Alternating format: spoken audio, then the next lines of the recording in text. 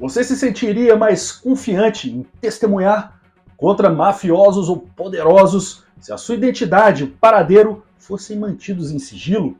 Por outro lado, se sentiria vulnerável ou perseguido em não saber quem te acusa, podendo até mesmo ser alguém que é parte de um plano para a punição de desafetos do poder público, perseguição de grupos políticos ou de pessoas interessadas em suas terras, suas empresas, valores, liderança? Essas são questões que trazem polêmica para o projeto de lei 4.805 de 2020, que institui a medida excepcional de reserva da identidade das testemunhas. Na prática, reserva a identidade das testemunhas que possam sofrer riscos sérios e concretos à sua vida ou à sua integridade física ou de seus familiares em razão de representar contra atos ilícitos de interesse público, de natureza civil ou mesmo criminal. Saudações, amigos! Missão Carcará. Este é o quadro Notas de Preparação, onde eu, Matheus Carcará, jornalista e aventureiro, apresento notícias de interesse dos sobrevivencialistas. Ao final, a previsão do tempo mais severo do Brasil e as notas de preparação, as notícias que eu publico diariamente nas minhas redes sociais, com dicas, estudos e novidades. Veja aí!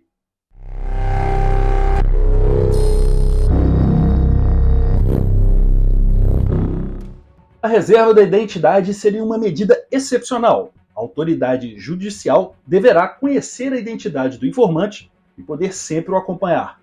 O réu, a pessoa acusada, ou seu defensor podem questionar indiretamente a testemunha, ou seja, por outros meios sem ser diretamente, sobre questões que não sejam relacionadas à sua identidade ou seu paradeiro atual. Na justificativa do projeto de lei é de que o ordenamento jurídico no Brasil não prevê eficientes medidas de proteção às testemunhas que sejam ameaçadas em razão de representação de atos de interesse público. Há na Lei número 9.807 de 99, Lei de Proteção às Testemunhas, mas essa demanda um dispêndio de recursos públicos, uma estrutura estatal muitas vezes insuficiente para uma verdadeira proteção e estímulo às testemunhas. Atualmente, as normas de direito internacional, como a recente diretiva aprovada pela União Europeia, destacam um dos mais relevantes instrumentos de incentivo às denúncias de crimes e de atos ilícitos em geral, reservando a identidade do informante. Referidas medidas de reserva da identidade também são adotadas em alguns países da América do Sul, como o Chile e o Peru. O projeto de lei também tem pontos contrários que em muito interessam aos sobrevivencialistas. Há quem diga não saber quem o acusa limitar o direito à ampla defesa, que é uma das pilares mesmo do Estado Democrático de Direito. Pior ainda, em tempos de denúncias de casos de perseguição política, há quem tenha o temor de que testemunhas possam ser fabricadas por grupos opositores para incriminar agentes de outro lado político, podendo assim também enfraquecer lideranças, se apossar de terrenos, valores, empresas e posição. Há pouca confiança sobre a segurança dessa testemunha. Há magistrados e agentes jurídicos para resguardar a sua segurança e a da sua família, bem como seus bens. Principalmente caso o Estado se torne um Estado tirânico, persecutório. O projeto de resguardo da identidade e do paradeiro das testemunhas tramita na Comissão de Segurança Pública do Senado e está em caráter decisório de decisão terminativa, ou seja, caso aprovado, não precisará ser votado no plenário do Senado. Ou seja, caso seja aprovado, segue diretamente para a Câmara dos Deputados, onde pode ser rejeitada, modificada, assim retornar depois ao Senado, ou aprovado, quando assim segue para a sanção presidencial. Fica a seguir com a previsão do tempo mais crítico no Brasil e as notas de preparação, as notícias que eu publico diariamente nas minhas redes sociais, dicas, estudos e novidades. Se curtir, se inscreva no canal, compartilhe com a sua rede de familiares, amigos e sobrevivencialistas. Te aguardo lá nas nossas redes sociais para a nossa próxima missão aqui no Missão Carcará. Até lá! Agora, a previsão do tempo mais crítica para este início de semana, segundo o Instituto Nacional de Meteorologia, o INMET. Em laranja no mapa, perigo de chuvas intensas de até 60 mm por hora ou 100 mm num só dia, com ventos intensos de até 100 km por hora. Risco de corte de energia elétrica, queda de galhos de árvores, alagamentos e de descargas elétricas. A área atingida compreende parte da Bahia, Distrito Federal, Espírito Santo, Goiás, Mato Grosso do Sul, Minas Gerais, Rio de Janeiro e São Paulo. A Defesa Civil Nacional recomenda que, em caso de rajadas de vento, você não se abrigue debaixo de árvores, pois há risco de queda e de descargas elétricas, e não estacione veículos próximos a torres de transmissão e placas de propaganda. Se possível, desligue aparelhos elétricos e o quadro geral de energia. Mais informações junto à Defesa Civil pelo telefone 199 e ao Corpo de Bombeiros, telefone 193.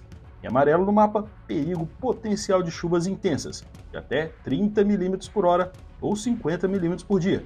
Ventos intensos de até 60 km por hora. Risco baixo de corte de energia elétrica, queda de galhos de árvores, alagamentos de descargas elétricas. Serão afetadas áreas do Acre, Amazonas, Bahia, Espírito Santo, Goiás, Maranhão, Mato Grosso do Sul, Minas Gerais, Pará, Pernambuco, Piauí, Rio de Janeiro, Rondônia, São Paulo e Tocantins.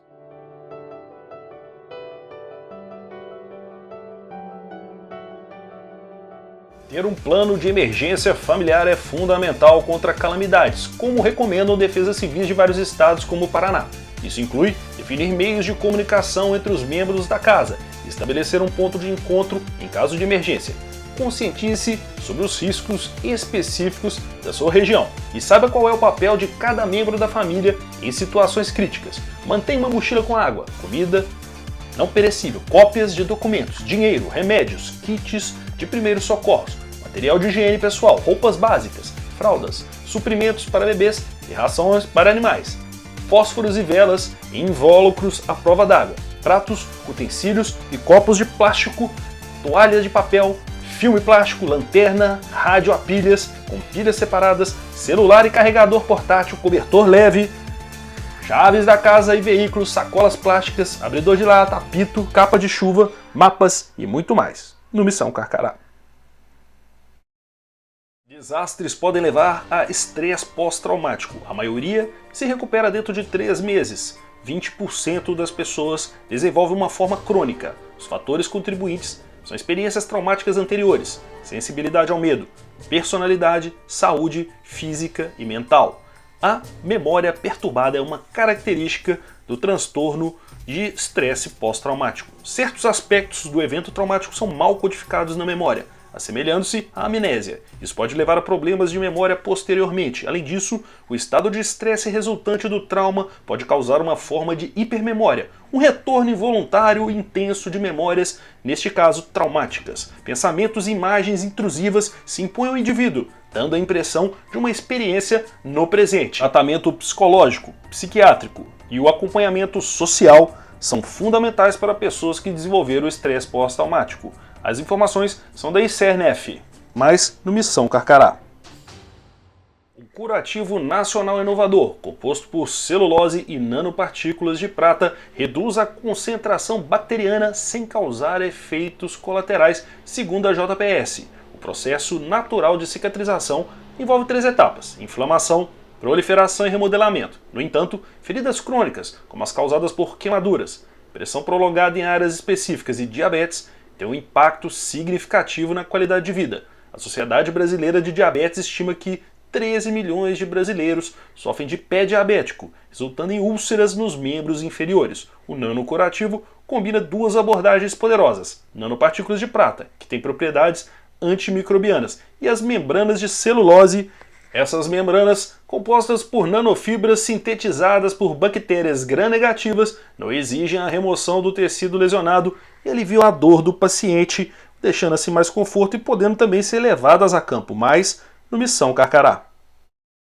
Cada minuto sem atendimento, um paciente crítico com parada cardíaca, parada respiratória ou com obstrução de vias aéreas perde entre 7 e 10% de chance de sobreviver.